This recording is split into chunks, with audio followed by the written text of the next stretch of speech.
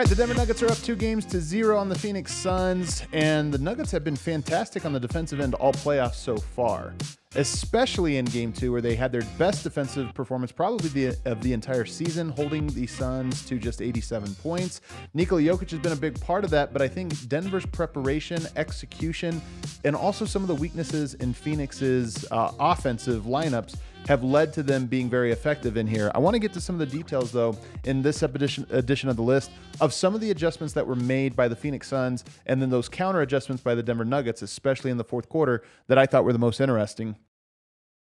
The first thing is Chris Paul. I think early in this game, it was clearly a point of emphasis to put Jamal Murray in as many screens as possible. On one of the first possessions, you see we're just in the second minute of the game. You're going to watch the screen come up to the logo. Denver's in a deep drop. But what he's really looking to do in Game 2 was just put Murray in screen and roll. So you see him guard one screen, two. Here's a third one.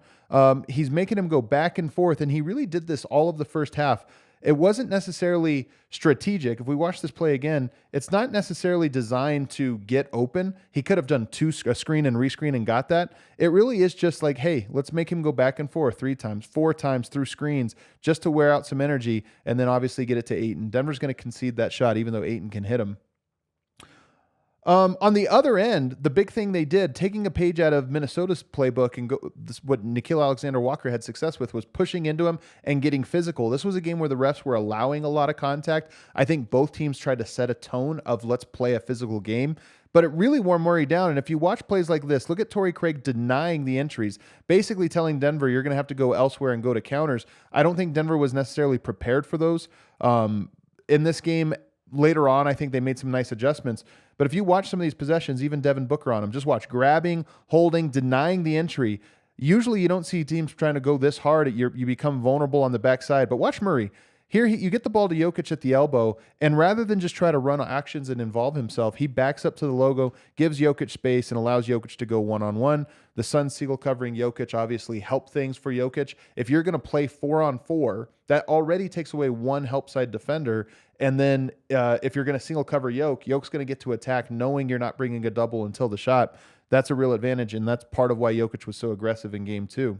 But you see that ball denial of Jamal Murray. Michael Malone even referenced it at his presser on Wednesday. I think the Nuggets are going to build in some trigger actions to try to use Phoenix's aggression against them. If they're going to guard Murray and try to deny him the ball out at the logo, Denver's going to build in some quick hitting counters that hopefully take advantage of a distracted defense.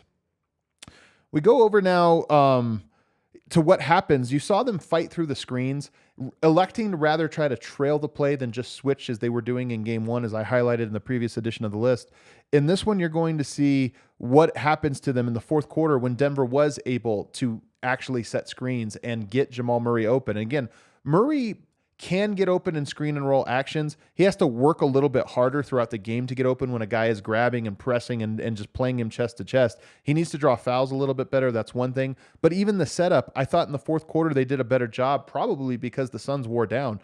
That type of defense getting into you, that takes a lot of energy out of you. But you're going to see what happens late in game. Denver repeatedly was able to get Murray downhill, attacking 2-on-1. And this is just Nuggets bread and butter. Jokic on the short roll, Aaron Gordon cuts, find the open guys for threes. It's not a coincidence that Kentavious Caldwell-Pope hit 3 threes in the fourth quarter. Denver starting to use their aggression against them, and once you're able to actually get that screen and get the Nuggets going downhill, you're going to open up some great shots.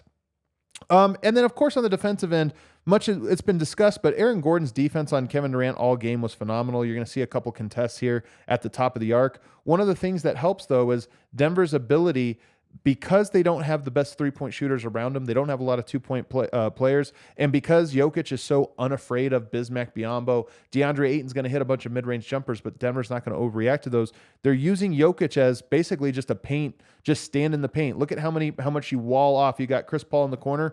Bruce Brown is going to dare Kevin Durant to make that pass. Jokic sitting in the corner. So you have Kevin Durant attacking with 2 guys behind. We always talk about if you have a Rudy Gobert or a great rim protector behind you, defenders do a better job of contesting shots because they know if they get beat, there's a secondary line of defense. With Denver, that's not always the case.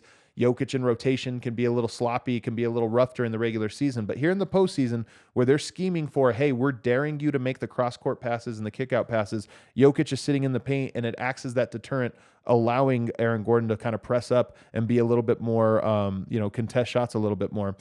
And we're going to look at one of the pet plays. So they started to try to run these double drag screens, putting Jokic up on the ball as they were getting guys looping around. You're going to see Damian Lee. We're going to see 4 examples of this play here. Damian Lee sets the first screen and then flares out to the opposite side. And what you're really getting is Devin Booker trying to attack Jokic with spacing in the corners.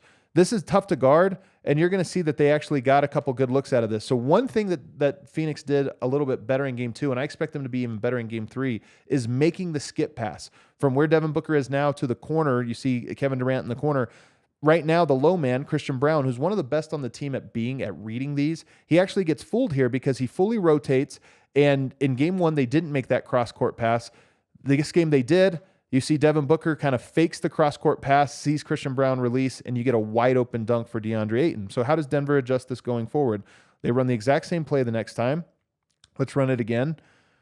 Christian Brown now reading it a little bit better. He meets up higher, so Bismack Biyombo this time having to catch the ball a little bit higher up on the court. But now the skip pass is made, and you see how much room has to be covered. Denver does their X-out scheme here.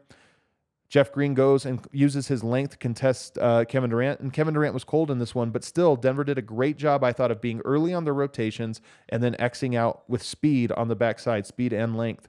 We're going to run the exact same thing again. You're going to see this time it's campaign, only he's going to clear out to the corner. And then Devin Booker, because Jokic is just a little bit off, I actually think this is one of the better adjustments they can make. Devin Booker tends to play around with the ball coming off of screens. On this one, he goes right into it. There's no hesitation. He goes right into snaking it, gets around Jokic, and hits what's a tough shot, but one he's capable of, and he gets around Jokic. And then on the last example here, we'll see how Denver adjusts to it. Same action here. Oh, they do a smart thing, which is, and they've been doing this all game, which is this time, if they're going to run that action, and we kind of know exactly how it is, dare Phoenix to make counters on the fly. Because Phoenix is such a new team, these guys that arrived and people are in new roles, they're not the type of team that can read and react to Denver trying to take shortcuts. So Denver takes a shortcut here by putting Jokic on Damian Lee. He's going to flare out to the corner, and then they switch back. So rather than guard the ball screen, they go off of it, and you can see Devin Booker's confused. Usually, a team like the Warriors would recognize this right away and say, okay, let's counter. They're going to put Jokic here, then let's do this or this and try to make them counter. Instead, Phoenix gets confused, gets a little patient, and Denver is able to guard this, switch on the backside, and now you're in regular, just straight pick and roll, no disguised action. Denver sitting on it, and they're able to force. If Jeff Green didn't fall down, this would have been a perfect defense, but he actually falls down, which means Murray has to release and come out to Damian Lee. But fortunately, Damian Lee was struggling all game. The most interesting part of the game to me was the end of game actions here, and you're going to see, once again, Denver, knowing that they're going to try to put Jokic in pick and roll, they put Jokic on a non-threat, in this case, Josh Okogie. So what happens is usually you're going to have DeAndre Ayton setting the screen, but since they put Aaron Gordon on, they know Denver's just going to switch this, so they say, all right, we will use a different screener. But in this case, it's whoever Jokic's guy is. But in this case, it's Josh Okogie. And Denver's not afraid of Okogie beating them, especially from 2 on the roll, rolling to the basket, shooting floaters.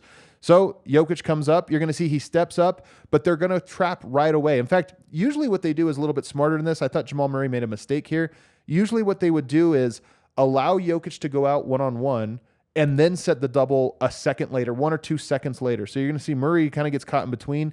They get the ball out of their hands early, but what's really interesting is Aaron Gordon is playing this, I would call straight up, meaning default setting, which is when you're the load man as he is here, you want to stay close enough to the drop-off threat while also kind of making him guess, is am I going to step up or am I going to hang back? In this one, he steps up and he gives up the open dunk. And watch Jokic here pleading with him, hey, man, our scheme right now is calling for Jokic to go out and double the ball, and we want to dare Josh Okogie to make plays on the short roll. Don't just step up and let him get an easy drop-off. Stay home on this one. You can see him pleading. And Aaron Gordon goes, my bad, I got it. And on the very next play, same action, Jokic is up, roll to Okogie, and watch Aaron Gordon this time. Up, faking. He's faking. He's playing cat and mouse, but his default is I'm not going. He's just making Okogie think he's going to step up, but he's actually never was going to step up on this, and you're daring Okogie to shoot the little floater. That looks like an easy shot. Okogie doesn't want it. Denver's able to rotate back. Kevin Durant misses the contested three-pointer, and the possession is squashed. Next play, let's run it again. Up. Watch KCP's timing on the double. See how he stings back, and then he comes up, and now it's just a switch. They just ran an action that had no consequence. Everybody's back to their proper matchups, and now we just have a straight-up ISO that results in one of the most famous plays of the game, Bruce Brown blocking Kevin Durant. If we watch it again, perfect execution, perfect timing by KCP. Jokic switches out, KCP waits. Now he goes back, and everybody rotates back to their man, and it just turns into an ISO in the clutch. This has been Denver in game 1 and 2, did a good job of making this adjustment and switching back. The team has been locked in on recognizing different things, but it also should be noted, as good as Denver's been defensively, they've played a team in Minnesota that's not very good on offense and a team in Phoenix that's very good but very limited, and Denver's forcing them to play a way that they don't want to play, and so far they haven't really been comfortable or stepped up and been able to take advantage of it. And I'm not sure they will, especially with Chris Paul out. This play stood out to me because it was such a bad defensive possession by Michael Porter.